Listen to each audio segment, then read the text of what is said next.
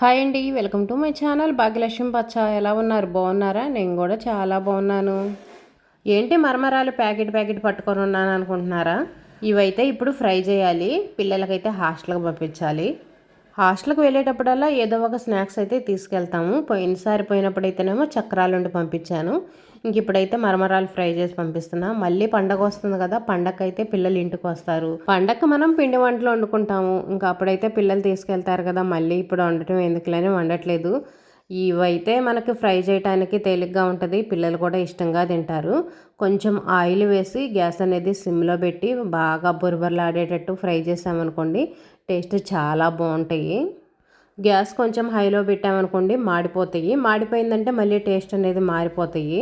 అందుకని గ్యాస్ సిమ్లో పెట్టుకొని బాగా ఇదిగోండి ఇలా రెడ్ కలర్లో వచ్చేంత వరకు వేయించుకున్నామంటే బాగా కరకరలాడుతా టేస్ట్ అనేవి చాలా బాగుంటాయి. మన మధ్యతరగతి వాళ్ళకి తక్కువ బడ్జెట్లో వచ్చే స్నాక్స్ ఇవేననుకోండి, పిల్లలు ఇష్టంగా తింటారు. మనకు చేయడానికి చాలా తేలిగ్గా అనిపించింది. మరమరాలు కొంచెం టేస్ట్గా ఉండాలంటే ఆయిల్ అనేది మనం కొంచెం ఎక్కువే వేసుకోవాలి. అంటే మరీ ఎక్కువేం కాదులేండి, ఒక 2-3 స్పూన్లు. ఈ మరమరాలకి 2-3 స్పూన్లు ఆయిల్ వేసుకుంటే సరిపోయిద్ది. మరమరాలతో మనం అనేక రకాల స్నాక్స్ చేసుకోవచ్చు అనుకోండి. వీటిల్లోనే ఉల్లిపాయలు, టమాటాలు అవన్నీ కట్ చేసి వేసి కొంచెం ఉప్పు, కారం, నిమ్మరసం అవి వేసుకొని తిన్నా కూడా చాలా బాగుంటాయి. కొంతమంది ఉగ్గాని అని చేసుకుంటారు. అనేక రకాల స్నాక్స్ అయితే చేసుకుంటారు. మనకి చాలా తక్కువ బడ్జెట్లో వస్తాయి. చాలా టేస్ట్ కూడా బాగుంటాయి. ఒకసారి ఉప్మాలాగా ట్రై చేశా కానీ నాకైతే బాగా రాలేదు, నచ్చలేదు. పిల్లలు కూడా ఇష్టంగా అయితే తినలేదు. ఇంకా మరమరాలు అయితే మొత్తం ఫ్రై చేశాను. ఫ్రై చేసి ఒక గిన్నెలో పోసి వీటిలో ఉప్పు కారం అయితే కలుపుతున్నాను. మరమరాలకు ఉప్పు కారం అనేది బాగా కలవాలంటే ఒక గిన్నెలో కొంచెం ఆయిల్ వేసి ఉప్పు కారం వేసి మొత్తం కలిపేశాను. ఇప్పుడైతే ఉప్పు కారం అనేది మరమరాలకి బాగా పట్టిద్ది. మామూలుగా మనం ఫ్రై చేసిన తర్వాత ఉప్పు కారం పైన చల్లి కలిపామనుకోండి అస్సలు కలవదు. ఉప్పు కారం మొత్తం అడుక్కుపోయిద్ది. అసలు టేస్ట్ అనేది అస్సలు బాగుండదు. అందుకని ఇలా ఆయిల్లో కలిపేసి మరమరాల్లో కలుపుకున్నామంటే మరమరాలకు ఉప్పు కారం అనేది బాగా పట్టేసిద్ది. టేస్ట్ కూడా చాలా బాగుంటుంది. చూసి వేసుకోవాలి మనం. కొంచెం అయితే సరిపోయిద్ది. పిల్లలు కదా, మరీ ఎక్కువ కారం ఉందనుకోండి వాళ్ళు తినరు. కొంచెం అయితే చాలు, ఎక్కువే కూడా పట్టదు. ఇంకా వీటిలో మనం చాలా కలుపుకోవచ్చు. అటుకులు వేసుకోవచ్చు, పల్లీలు వేయించేసుకోవచ్చు, ఇంకా కొన్ని కొన్ని రకాలైతే కలుపుకోవచ్చు. కానీ మా పిల్లలైతే ఇలాగనే ఇష్టపడతారు, ఇలాగనే తింటారు. టేస్ట్ అనేది ఇంకా బాగుండాలంటే ఇందులో ఎల్లిపాయ కారం వేసుకుంటే బాగుంటుంది. 4 ఎల్లిపాయలు దంచి గనక ఆ కారం కలుపుకున్నాం అనుకోండి, ఎల్లిపాయ కారం, ఎల్లిపాయ వాసనగా టేస్ట్ అనేది ఇంకా బాగుంటుంది. కాకపోతే నాకు ప్రస్తుతానికి ఇంట్లో ఎల్లిపాయలు లేవు, అందుకని నార్మల్ కారం అయితే కలిపేశాను. సరుకులు అయితే అన్నీ అయిపోతున్నాయి అనుకోండి, అసలు సరుకులు ఏమి లేవు ఇంట్లో. ఇప్పుడు సరుకులు తెప్పిద్దామంటేనేమో బూజులు దులపాలి. బూజులు దులిపిన తర్వాత తెచ్చుకుందాం అనుకుంటున్నాను. వాడుకోవడానికేమో చాలా కష్టంగా అనిపిస్తుంది. ఏదో ఇంకా ముఖ్యమో అవసరం అనుకున్నవైతేనేమో ఇంక ఊళ్ళో షాప్లో తెప్పిస్తున్నాను. ఆయిల్ అయిపోతే ఆయిల్ ప్యాకెట్ తెప్పించాను. టీ పొడి కూడా అంతే, 10 రూపాయల ప్యాకెట్లు తెప్పించేసి వాడుకుంటున్నాను. ఇంకా పిల్లలకి తీసుకెళ్ళటానికి కావాల్సినవన్నీ సర్ది పెడుతున్నాను. ఇంకా మా అమ్మాయి అయితే ఒక డ్రెస్ పంపించమంది న్యూ ఇయర్కి వేసుకోవడానికేమో. ఒక లాంగ్ ఫ్రాక్ అయితే కవర్లో పెట్టేశాను. ఇంకా స్నాక్స్ అయితేనే మరమరాలు ఫ్రై చేశాను కదా, అవి నూజిటీలు ప్యాకెట్ కూడా ఒకటి తెప్పించాను. వాళ్ళు తినకపోని అని పంపిస్తున్నాను. బెల్లము, నువ్వులు అనేది చాలా మంచిది పిల్లల హెల్త్కి. హాస్టల్లో ఉండే సరిగ్గా ఫుడ్ తినరు. ఏది పడితే అలా, ఎలా పడితే అలా తింటారు. వాళ్ళకు కొంచెం హెల్తీ ఫుడ్ పెట్టడం అనేది మంచిది. అందుకని ఇవైతే పంపిస్తున్నా. పప్పుండ్లు అవి పంపించడానికి వాళ్ళకి అప్పుడప్పుడు పప్పు చెక్క లాంటిది స్నాక్స్గా పెడతారంట. అందుకని మరి అది తింటారో తినరో అని చెప్పేసి నూజిటీలు అయితే కొన్నాను. చకోడీలు అయితే మాత్రం వద్దన్నారు. కాకపోతే ఇంక ఎక్కువ ఉన్నాయి ఇంట్లో అని కవర్లో కొంచెం పోసాను. వాళ్ళకి ఏదైనా బోర్ కొట్టినప్పుడు తినాలనిపించినప్పుడు తింటారులే అని. మొత్తం ఒక డబ్బాలో పెడదామంటే పట్టలేదు. అందుకని ఇంక చకోడీలు అయితే తీసి పక్కన పెట్టేశాను. ఇంక ఇప్పుడైతే సంచిలో సర్దుతున్నా. ఇంక ఇంతవరకేలండి, ఎక్కువైతే తీసుకెళ్ళట్లేదు. అంటే ప్రతి సండే పిల్లల దగ్గరికి వెళ్ళము. 2 వారాలకు ఒక్కసారో నెలకు ఒక్కసారో అలా వెళ్తాము. నేనైతే అసలుకి వెళ్ళలేదనుకోండి. ఫస్ట్ జాయిన్ చేసినప్పుడు వెళ్ళాను. ఇంకా అసలుకి వెళ్ళలేదు. నాకు ఎందుకని ఎక్కడికి వెళ్ళాలనిపించదు. ఎక్కువ శాతం మీరు నా వీడియోలు చూస్తే నేను అసలుకి ఎక్కడికి వెళ్ళాను అనుకోండి. ఇంకా అమ్మని చూపించడానికి హాస్పిటల్కి అలా వెళ్ళటమే కానీ ఏ ఫంక్షన్కి ఏ ఊర్లకు కానీ ఎక్కువ వెళ్ళిందే ఉండదు. షాపింగ్లకు కానీ చాలా తక్కువ వెళ్ళను. నాకు ఎందుకని వెళ్ళాలనిపించదు. హాస్టల్లో ప్లేట్ పోయిందంట. ఇంకా మా అమ్మాయి ప్లేట్ పంపించమంటే ప్లేట్ కూడా సర్దేసి అయితే పెట్టేశాను. పిల్లలకు కావాల్సినవన్నీ సర్ది పెట్టాను. ఇంకా కొబ్బరి చిప్పలు చూపించాను కదా, కొబ్బరి చిప్పలు అయితే ఉన్నాయి, ఎండలో పెట్టాను. చిప్పలైతే తెల్లగా మాత్రం బాగున్నాయి. ఇంకా బట్టలన్నీ ఉతికేసి డాబా మీదకి వచ్చి బట్టలైతే ఆరేస్తున్నాను. ముందు పిల్లలకు కావాల్సినవన్నీ రెడీ చేసి పెట్టేసి ఇంక తర్వాత ఇంట్లో పని అయితే చేస్తున్నా. పనులు ఎప్పుడైనా సరే ముందు మనకి ఏ పని అవసరమో ఆ పని అనేది పూర్తి చేసుకోవాలి. ఈ పనికి మనం కొంచెం లేటుగా నిదానంగా చేసుకున్నా సరే ఇబ్బంది లేదు అనుకున్న పని తర్వాత అయితే చేసుకోవచ్చు. అలా చేసామనుకోండి మనకి టెన్షన్ ఉండదు. ఉదయం టిఫిన్ పని అయిపోగానే పిల్లలకు కావాల్సినవన్నీ రెడీ చేసి సర్ది అయితే పెట్టాను. ఇంకా వాళ్ళ హాస్టల్కి వెళ్ళిపోతారు, నాకైతే ఇబ్బంది ఉండదు కదా. అలా కాకుండా ఇంట్లో పని మొత్తం చేసుకొని తర్వాత ఆ పని చేయాలంటే కుదిరిద్దా? కుదరదు. పనులన్నీ లేట్ అయిపోతాయి. ఇంకా చాలా హడావుడిగా అయితే ఉంటుంది.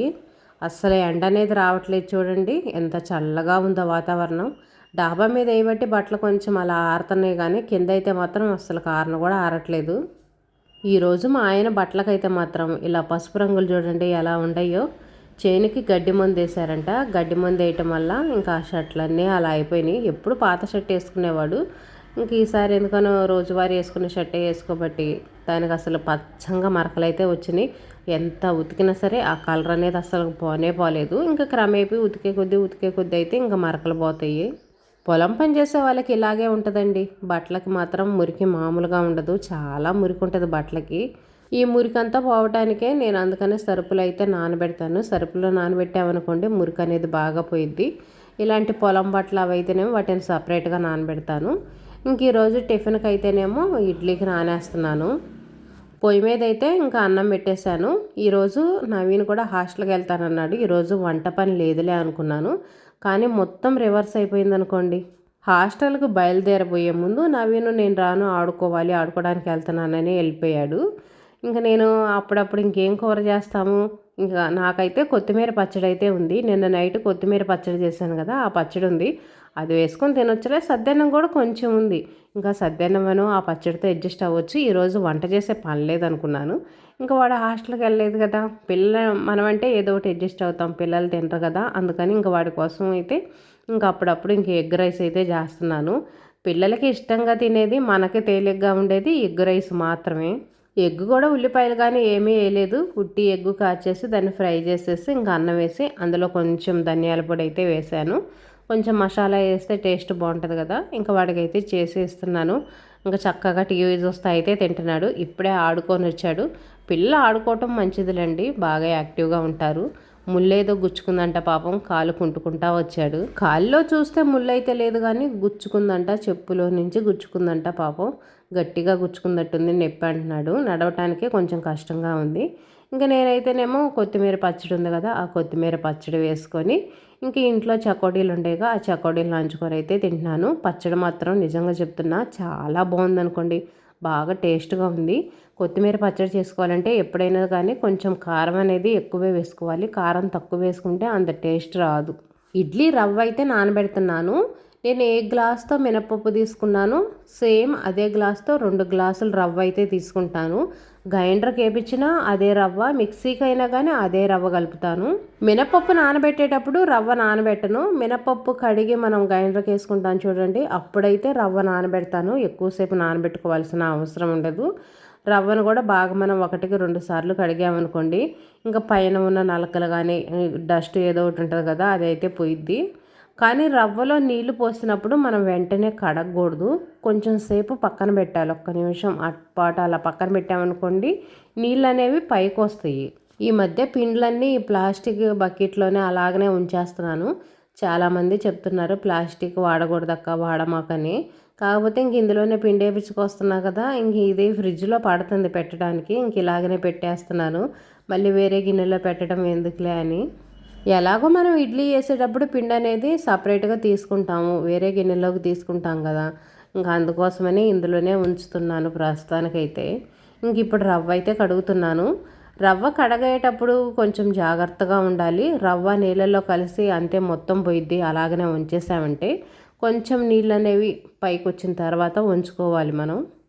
రవ్వను కూడా నీట్గా కడిగామనుకోండి, ఇడ్లీ బాగా తెల్లగా చాలా బాగుంటాయి. అసలు అందరు ఇప్పుడు ఇలా రవ్వ ఇడ్లీలు అలా తినట్లేదు, ఎక్కువ రాగి ఇడ్లీ అని అందరూ హెల్త్ పరంగా అయితే తింటున్నారు. మన పిల్లలేమో హెల్త్ పరంగా మనం చేసి పెట్టామనుకోండి అస్సలు నచ్చరు. మామూలుగా ఇలా చేస్తేనే పిల్లలు ఇడ్లీ తినటం అనేది చాలా కష్టం. ఇంకా అలా రాగి ఇడ్లీలు, జొన్న ఇడ్లీలు అలా చేసి పెట్టామనుకోండి వాళ్ళు ఇంకా అంటుకోరు. ఇప్పుడే కష్టంగా ఉంటుంది. ఏ కూర పడితే ఆ కూర తినరు, ఏ టిఫిన్ పడితే ఆ టిఫిన్ తినరు. ఇంకా గంట దగ్గర పంపించడానికైతే పప్పును ఇంకా రవ్వ 2 కలిపి బకెట్లు అయితే పెట్టాను. ఇంకా నవీన్ అయితే గంట దగ్గరకు తీసుకెళ్తాడు.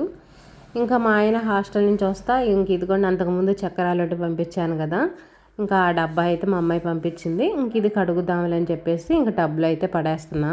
పిల్లలకి అవసరం లేనివన్నీ ఎప్పటికప్పుడు పంపించమంటాను. వాళ్ళు అలాగే ఉంచుకున్నారు అనుకోండి, అన్నీ పడేసుకుంటారు, అర్థం కాదు, మర్చిపోతారు. ఈ డబ్బాలు ఎవరు ఏంటి అనేది కూడా గుర్తుంచుకోరు. బట్టలు కూడా అంతేనండి, ఎక్కువ బట్టలు తీసుకెళ్తారు. అవి వాళ్ళకి అర్థం కాదు, ఎలా పడితే అలా కుక్కి పడేస్తూ ఉంటారు. అందుకని నేను మా అమ్మాయికి ఎక్కువ బట్టలు కానీ ఎక్కువ ఏమి పంపించను. అవసరం లేని మళ్ళీ పంపించమంటాను. ఇక్కడ చూడండి, ఈరోజైతే పాలు పొంగబెట్టాను. ఎంత జాగ్రత్తగా ఉన్నా కానీ ఒక్కోసారి పాలు పొంగిపోతాయి. పాలు పొంగిపోయినందుకు కాదు, వీటిని క్లీన్ చేసుకోవాలి. క్లీన్ చేసుకున్నందుకు కాదు, ఇంట్లో మా ఆయన ఎక్కడ తిడతాడోనని భయం నాకైతే. మా ఆయన వచ్చేటప్పటికైతే మొత్తం క్లీన్ చేస్తాను. కొనుక్కున్న పాలన్నీ పొంగబెడతావని తిడతా ఉంటాడు. అందుకోసం అని చెప్పేసి అసలు వచ్చే ముందు మొత్తం అయితే నీట్గా తుడిచేసి పెడతాను. పాలు పొంగిపోయిన వెంటనే కూడా క్లీన్ చేసుకుంటే మనకి పని అనేది తేలిగ్గా ఉంటుంది. దాన్ని అలాగనే వదిలేసి రేపొద్దున క్లీన్ చేసుకుందాంలే, తర్వాత క్లీన్ చేసుకుందాంలే వదిలేసామనుకోండి, మొత్తం ఎండిపోయిద్ది. ఎండిపోయిన తర్వాత క్లీన్ చేసుకోవడం అనేది చాలా కష్టంగా ఉంటుంది. ఇప్పుడు చూడండి ఎంత తేలిగ్గా ఉందో క్లీన్ చేసుకోవడానికి. మామూలుగా పొడి క్లాత్తో పాలు మొత్తం తుడిచేసాను. తర్వాత తడి క్లాత్తో తుడుస్తున్నాను. మొత్తం నీట్గా క్లీన్ అయిపోయింది. 1 నిమిషంలో క్లీన్ అయిపోయింది చూడండి. ఇంకా పొంగిన పాలు కూడా ఇంకా ఈ కవర్ మీద పడకుండా ఉండటానికి అడుగుని నేను ఒక పాత ప్లేట్ అయితే పెట్టుకుంటాను. ఆ ప్లేటు తీసి టబ్లో పడేసాను. అదైతే ఇంక అంట్లు కడిగేటప్పుడు కడగొచ్చు. దాని మీద కూడా ఇప్పుడు కొంచెం నీళ్లు చల్లి ఉంచాను అనుకోండి, ఎండిపోకుండా ఉండిద్ది. ఒకసారి అయితే పాలు పొయ్యి మీద పెట్టేసి మర్చిపోయి బయటికి వెళ్ళి కూర్చున్నాను. పాలు పొంగిపోవటమే కాదు, గిన్నె కూడా నల్లగా మాడిపోయింది అనుకోండి. తర్వాత ఇంట్లోకి వచ్చి చూస్తే ఏముంది, గిన్నె నల్లంగా మాడిపోయి వాసన వస్తుంది. అస్సలు అబ్బాబ్బా ఎంత భయం వేసింది అనుకోండి. 1/2 లీటర్ పాలు పోయినాయి, గిన్నె నల్లంగా మాడిపోయింది. మళ్ళీ దాన్ని క్లీన్ చేసుకోవడానికి ఎంత కష్టపడాల్సి వచ్చింది. అలా నల్లంగా మాడిపోయిన గిన్నెలు నేనేం చేస్తానంటే వాటర్ పోసి దాన్ని ఒక వారం రోజులు 10 రోజులు పక్కన పెట్టేస్తాను. దాన్ని ఇంకా కదిలించను. అప్పటికి ఇంకా నల్లంగా మాడిపోయిన చెక్కు ఉంటుంది చూసారా, అది మెత్తంగా నానిపోయి ఇంకా మొత్తం ఊడొచ్చుద్ది. మనం దాన్ని రుద్ది గీరి క్లీన్ చేసుకోవాల్సిన అవసరమే ఉండదు. మొత్తం అడుగున మాడిపోయింది మొత్తం పైకి లేసి వచ్చింది. గిన్నె మాత్రం నీట్గా ఉంటుంది. ఇదేనండి ఈరోజు వీడియో నచ్చితే లైక్ చేయండి.